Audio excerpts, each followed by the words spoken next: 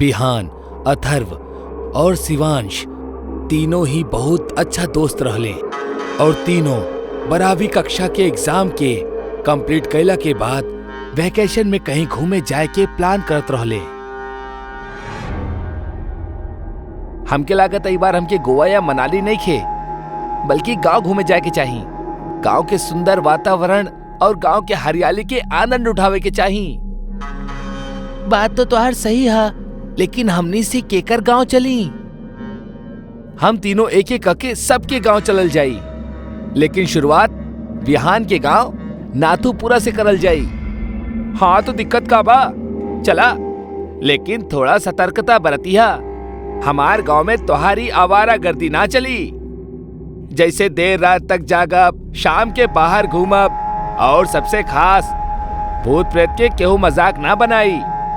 अरे हाँ, हम तो भुलाइए गल रहनी, तो हर गांव अंधविश्वासी के साथे साथे कायर और फट्टू भी बा। देखा आप तो हर ज्यादा हो रहा बा।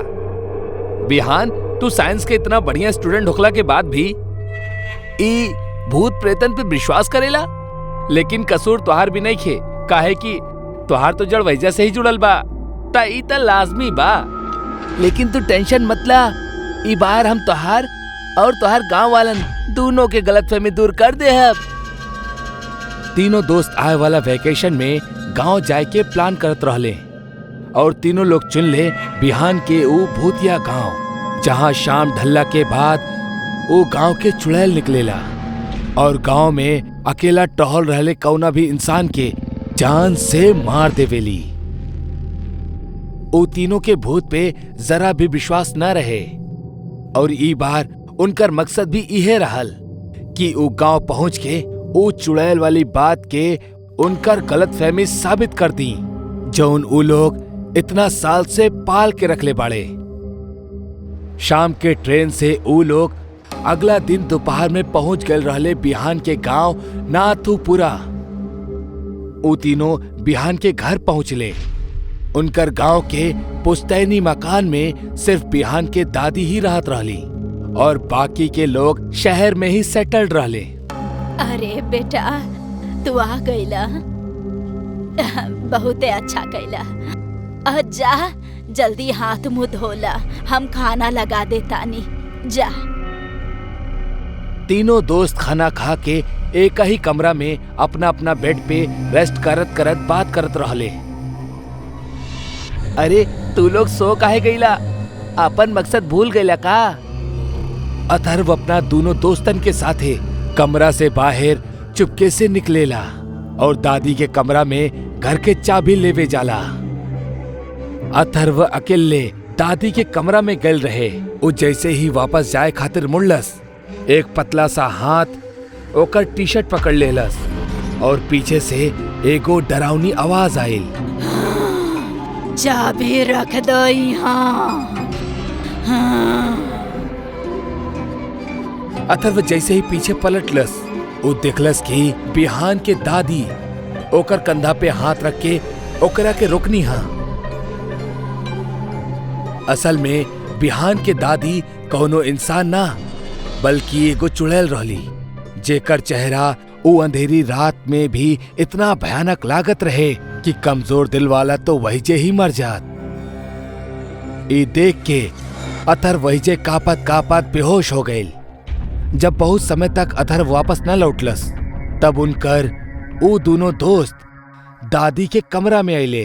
तब देखले कि उनकर दादी बेड पर रहली ही ना। अरे दादी कहाँ गईली? वैसे दादी रात के 1 बजे कहाँ जा सकेली?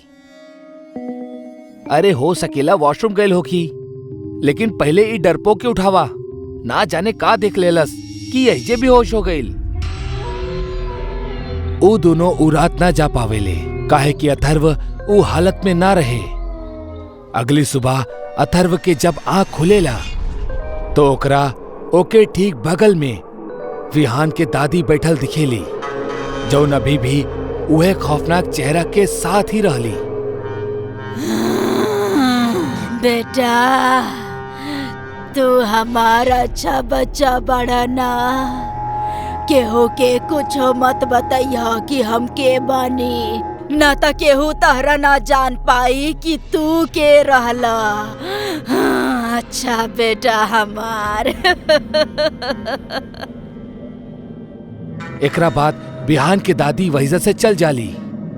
अथर्व अबही भी सदमा में ही रहल और अपन दोनों दोस्तन के यहाँ से जितनी जल्दी हो सके निकल जाए खातिर कहेला। उहे शाम जब तीनों दोस्त गांव के सैर करत रहले त ऊ एक चीज नोटिस करत रहले कि हर केहू उनसे दूर भागत रहल। केहू ऊ लोगन से बात ना करल चाहत रहल। उनकरा एकर वजह पता ना चलत रहे।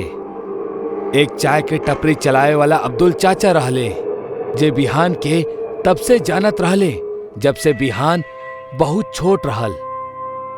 बिहान वो अब्दुल चाचा के पास गइल और उनसे कहलस, अब्दुल चाचा हमरा के भूल गला का? ना बेटा, हम तोहरा के कैसे भूलब? हम तोहरा के तो अपन गोद में खिलौले बानी।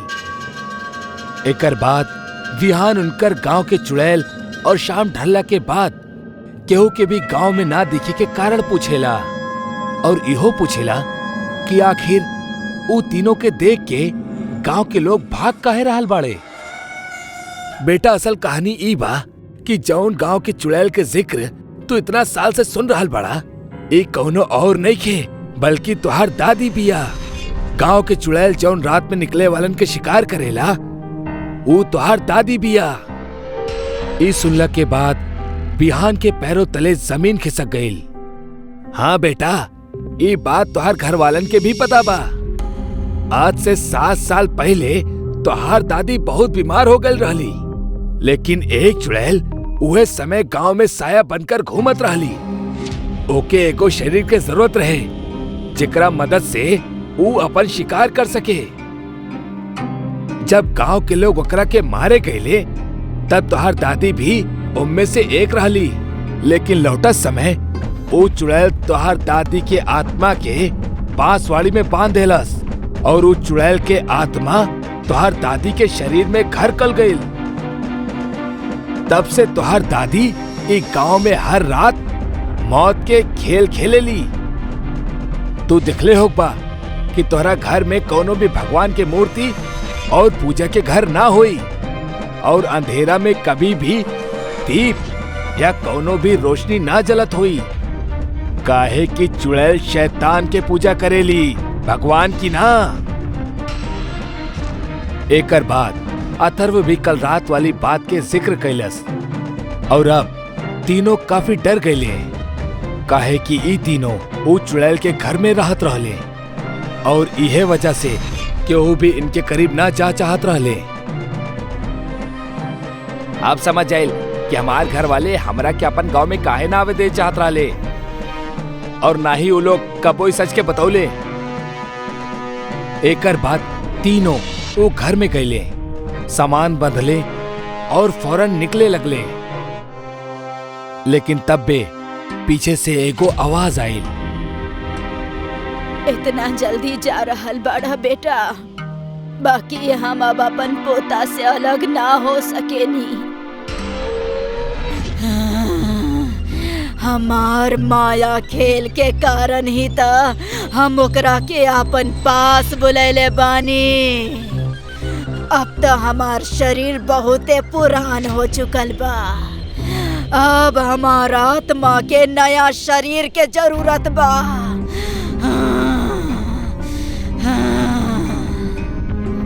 इतना कहा थी बिहान के दादी के अंदर बसल चुड़ैल के आत्मा बिहान के शरीर के अंदर दस्तक देहलस और इस सारा डरावना दृश्य देख के वो दोनों दोस्त अपन जान बचाकर भाग गए। कहेले अब बिहान के दादी के जगह बिहान के शरीर वो चुड़ैल के घर बन चुकल बा, जो अगला 60 साल तक यूं ही एक गांव में हर रात ऐसने मौत के खेल खेली।